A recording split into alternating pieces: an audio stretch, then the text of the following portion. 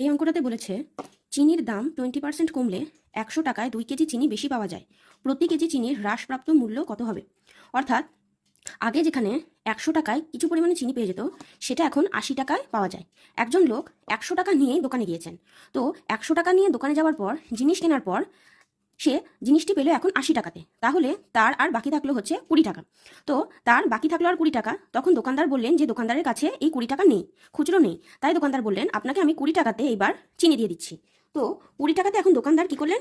20 টাকাতে এখন দোকানদার 2 কেজি চিনি তাকে এক্সট্রা দিলেন। অর্থাৎ 80 টাকায় তিনি আগে চিনিটি কিনে নিয়েছেন, যেটি তিনি 100 টাকায় আগে কিনতেন, তিনি 80 টাকায় এখন কিনে নিয়েছেন।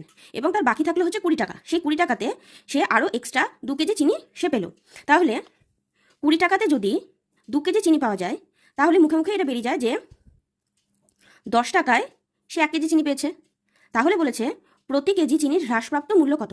তাহলে প্রতি কেজিতে কত টাকা কমেছে চিনিতে? 10 টাকা কমেছে। তাহলে অপশন সি হয়ে যাবে উত্তর।